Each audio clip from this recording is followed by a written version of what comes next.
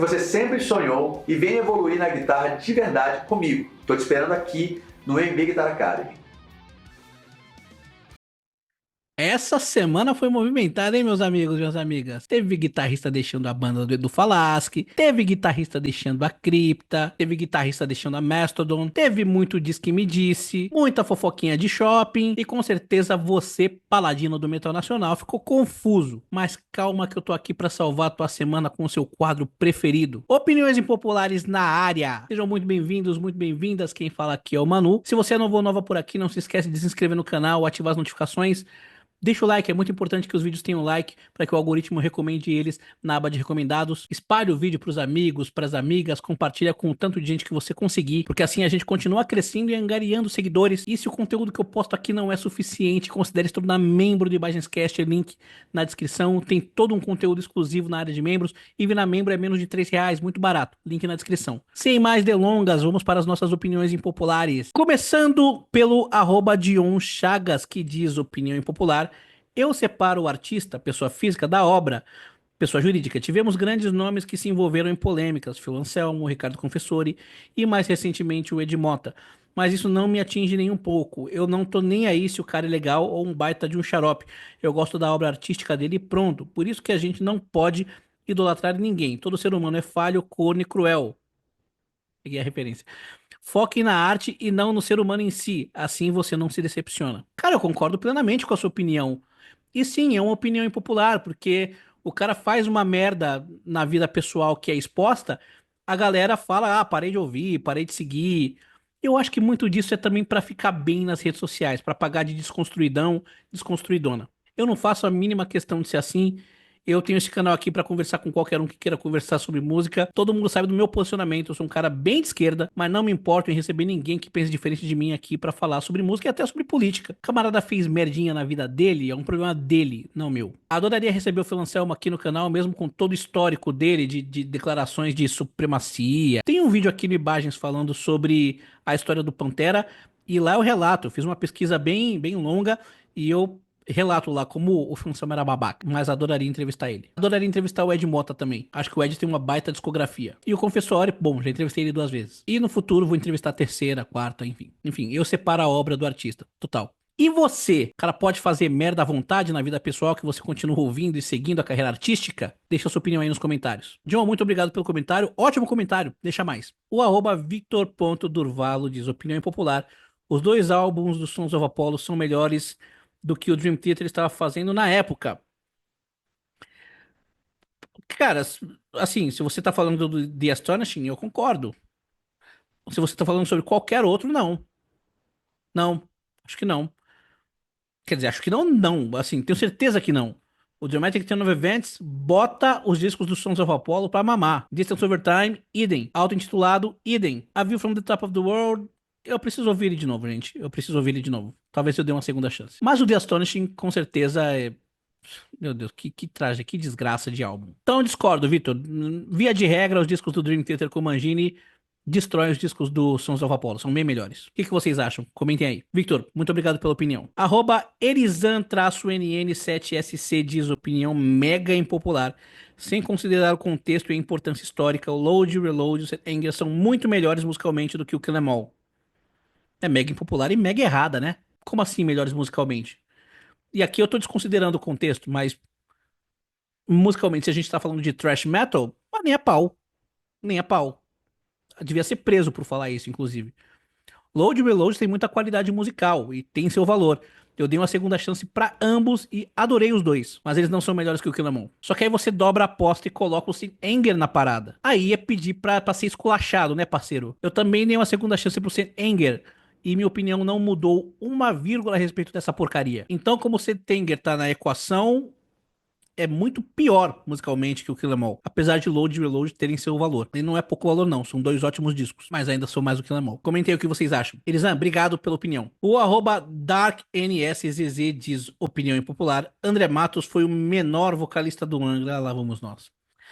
Os 3 primeiros álbuns do Angra foram totalmente engolidos por Rebirth e Temple of Shadows, colocando atrás do Edu. Já Fablione fez história com Rhapsody, uma das bandas mais lendárias do Power. Só o Dawn of Victory engole os 3 primeiros do Angra. Logo, Fábio, melhor que André. André só é muito exaltado porque morreu. A verdade é essa. Sinto muito. Por quê? Por quê? Por quê, André? Por quê? Por quê? Cara, eu não tenho nenhum problema com você ter a sua lista e a sua preferência em relação a quem foi o melhor e quem foi o pior vocalista dos vocalistas do Angra. Vamos combinar?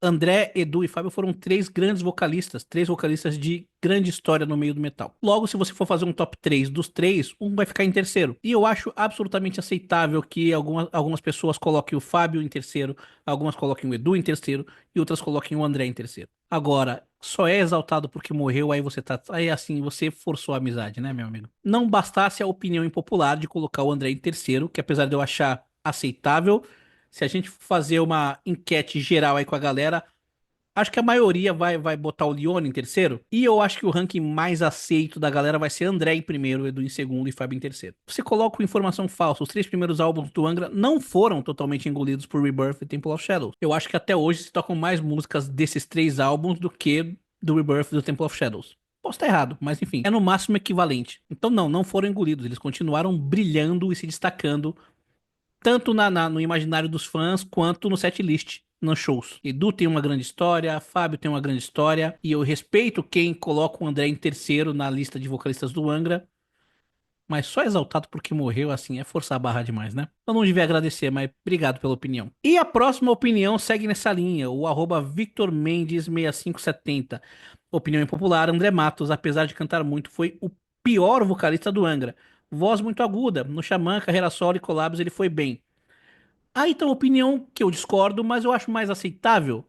Tem gente que não gosta de voz que atinge nota muito alta, tem gente que gosta de voz mais grave. Nisso eu acho que o Edu ele mescla muito bem o vocal mais melódico com o vocal mais pesado. Já o Leone ele tem um timbre de voz que não vai pro agudo. Apesar de ainda ser muito melódico, a voz dele tem uma tessitura mais operística. Então eu discordo, mas respeito. Todo mundo tem o direito de ter a sua opinião. Fazendo a minha lista, eu acho que o André foi o melhor dos vocalistas do Angra. Tanto em termos de performance ao vivo, quanto em termos de composição. Acho que ninguém superou o maestro. Mas respeito totalmente quem pensa diferente. Aliás, o que vocês pensam? Victor, opinião muito mais aceitável do que a última. Muito obrigado por ela. O arroba Felipe Testa99 diz opinião impopular. Slayer é uma das bandas mais superestimadas do thrash metal. Exodus e Testament, pra ficar só nos Estados Unidos, são muito melhores. A galera só paga pau porque os caras usaram muito essa temática de satanista malvadão. Mas, cara, eles usaram essa temática na década de 80 e não era muito normal usar, então se justifica. Eu adoro o Slayer da década de 80, da década de 90 pra frente eu já não acompanho tanto. E apesar de eu adorar Testament, por exemplo, acho uma ótima banda, não acho que tenha merecido fazer mais sucesso do que o Slayer. Não acho o Slayer uma banda superestimada. Eu discordo de você, cara. Discordo. Vocês aí acham o Slayer superestimado? Na verdade, eu vou além. Eu acho eles até um pouco subestimados. Tem alguns discos muito bons. Mas enfim, é só minha opinião. Felipe, muito obrigado pela sua opinião. O arroba Bruno R5822 diz opinião impopular. Era melhor Angra ter colocado o Thiago Bianchi no lugar do Edu ao invés do Fábio Lione. Acho o Lione puta vocalista, adorava Rhapsody, entre outras bandas dele. Apesar de gostar dos discos do Angra com ele, até hoje não acho que ele se encaixa bem com o Angra. Digo mais, o mesmo vale para Flor Jansen no Nightwish, apesar que ela cantando ao vivo é sensacional. Mas o que eu quero dizer é, os discos do Angra com Lione e Nightwish com a Flor são inferiores aos discos com vocalistas anteriores. Com isso não quero dizer que são discos ruins, são, não, só inferiores. Cara, eu discordo. Eu discordo tanto da opinião com o Fábio quanto da opinião com a Flor. Eu adorei o Yesterday. Gostei muito desse último disco do Nightwish. Achei muito bom. E antes desse, os únicos que eu realmente gostava eram os discos do Nightwish com a Annette. Então, eu gosto do Nightwish com a Flor Jansen. Adoro Angra com o Fábio Lione. Acho que o Cycles of Pain tá entre os melhores discos da banda. Acho o Omni um ótimo disco. Acho o Secret Garden um ótimo disco, subestimado, só que tem os seus problemas. Mas o que te garante que se o Angra colocasse o Thiago Bianchi no lugar do Edu, os discos seriam melhores? Nada garante isso. O Thiago Bianchi é um ótimo vocalista de heavy metal, só que ele tem a sua história, né? Ele tem a sua banda principal, que é a Nocturnal. E quando ele foi chamado pro teste, pra fazer o teste do Angra, ele recusou. Muito por pressão do senhor Aquiles Priester, né? Mas tudo bem. Tem corte aqui no canal falando isso. Eu acho que o que acontece é, novamente, é um problema geracional. Quando o Edu entrou na banda, os fãs da época André desceram a lenha no Edu. O Edu chegou até a ficar doente por tanto hate que ele recebia. Hoje parece que o Edu teve uma passagem perfeita pelo Angra, né? Pelo que os fãs falam. Mas não foi bem assim. E agora esses fãs da era Edu ficam descendo a linha no Lione, junto com os fãs da era André. Então o Fábio é o vocalista do Angra que mais recebe hate. Mas eu acho que o trabalho dele é espetacular. Já no Secret Garden já era. Mas agora no Cycles of Pain foi fantástico. Então discordo da sua opinião, Bruno. O que a galera acha? Comentem aí. Muito obrigado pela sua opinião impopular. O Giovanni4515 diz opinião impopular. O Rafael Bittencourt é um baita cantor.